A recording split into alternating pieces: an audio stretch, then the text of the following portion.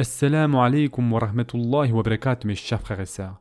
La dernière fois, nous avions terminé en citant Ibn al-Qayyim qui a dit le Coran et la Sunna, mais aussi le bon sens général et le qiyas prouvent que n'importe quelle bonne action peut être donnée et offerte à n'importe qui, du moment que celui-ci est musulman. C'est la seule condition. Ensuite, ce n'est pas terminé. Ibn al-Qayyim continue. Il mentionne explicitement concernant le fait de réciter le Coran et l'offrir aux morts, cela parvient aux morts, tout comme le jeûne et le hajj parviennent aux morts. Maintenant, si quelqu'un dit, donc là il suppose, si quelqu'un dit, mais ceci n'est pas connu des salafs. Yani, les salafs ne se sont pas rassemblés et n'ont pas lu le Coran. Ils n'ont pas offert la récitation du Coran aux morts. Et nous savons qu'aucun des salafs n'a fait une chose pareille, alors que nous savons tous qu'ils étaient toujours là pour faire le bien. De plus, le prophète, sallallahu alayhi wa sallam, ne leur a pas commandé de lire le Coran pour les morts, alors qu'il leur a commandé de prier et de faire des istighfar et des du'as et donner sadaqa et hajj et le jeûne. Et donc, si le fait de lire le Coran parvenait aux morts, le prophète, sallallahu alayhi wa sallam, l'aurait mentionné.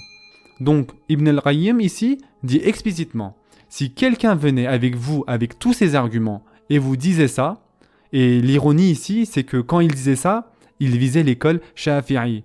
De nos jours, comme nous l'avons dit, l'école Shafi'i a abandonné cette position qui était la position de leur fondateur. Mais qui est-ce qui l'a adoptée à la place ?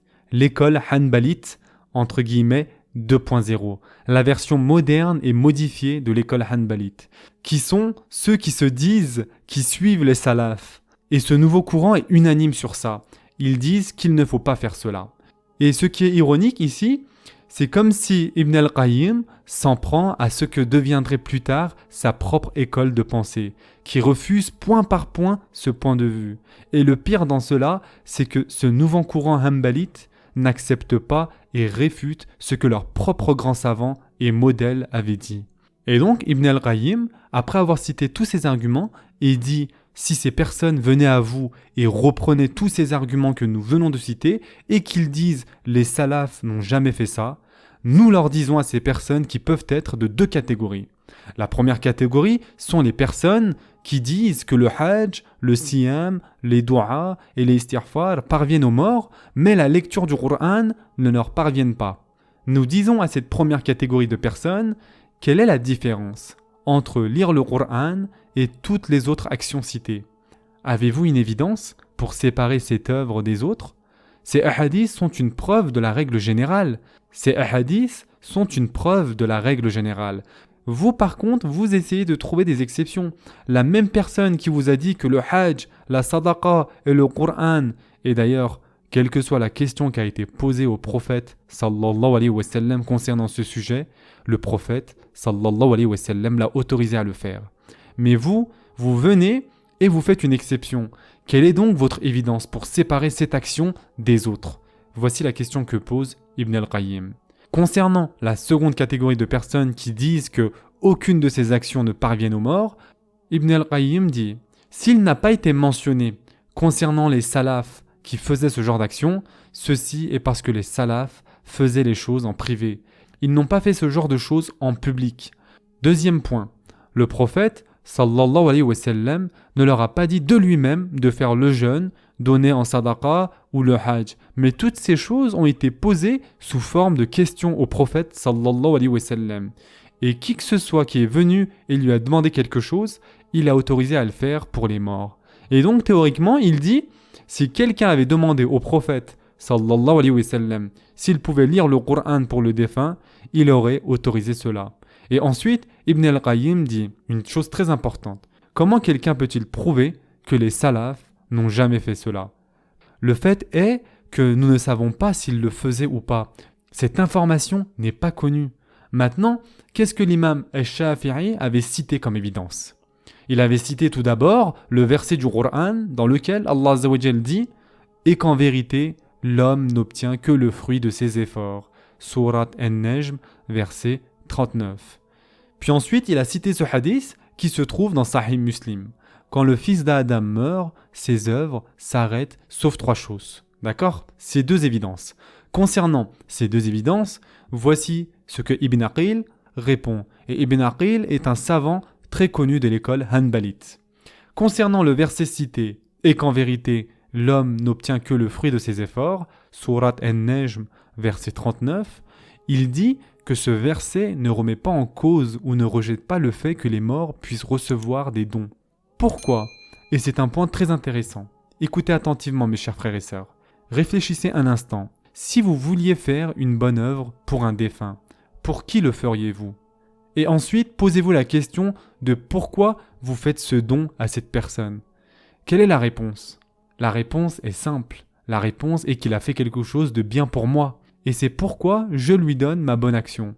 Yani, pourquoi on donnerait 6 000 € pour aller au Hajj et sacrifier 2 voire 3 semaines de notre vie avec tout le zahma que ça représente ?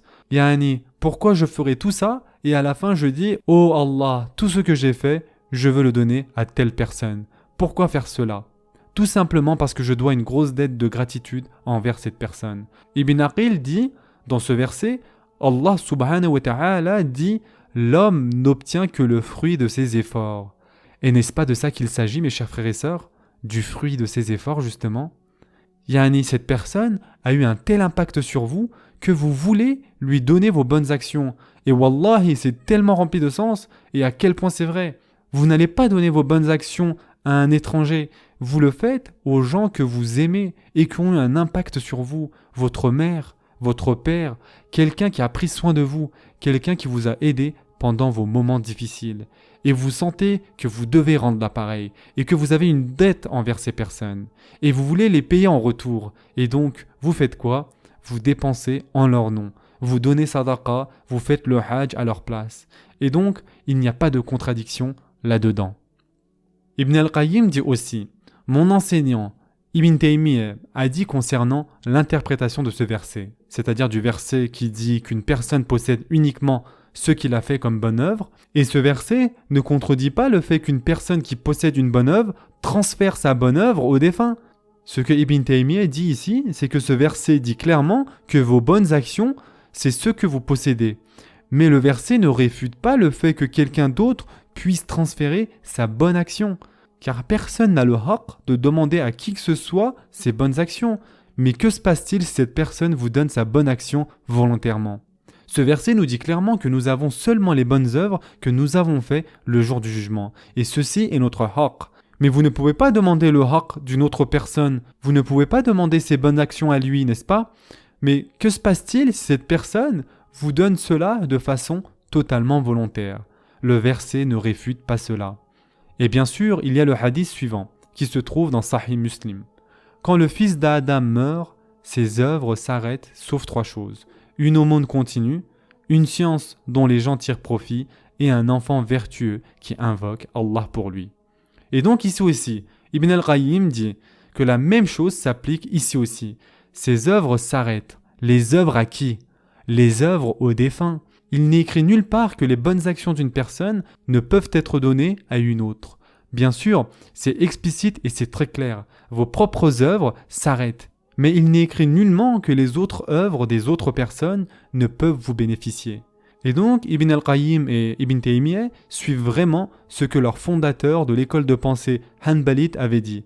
Yani, ce que Ahmed ibn Hanbal avait dit. Et pour faire simple, la Ummah dans sa globalité est d'accord sur le fait que l'on peut faire des dons aux morts, et plus spécialement le fait de lire le Coran pour les défunts, excepté bien sûr un tout petit groupe de personnes qui sont devenues populaires dans le début des années 1900. Et leur compréhension de l'islam n'a jamais été celle de la majorité. Et pour faire simple, ils vont même contre leur propre modèle, contre leur propre fondateur. De plus, si Ibn Taymiyyah était en vie aujourd'hui, l'école qui prétend le suivre serait le premier à le renvoyer de leur établissement. Et ceci, tout le monde le sait très bien. On va s'arrêter ici pour aujourd'hui. Inch'Allah, la prochaine fois, nous terminerons ce sujet qui concerne les dons aux morts. En attendant, prenez soin de vous, mes chers frères et sœurs, et à très prochainement, Inch'Allah.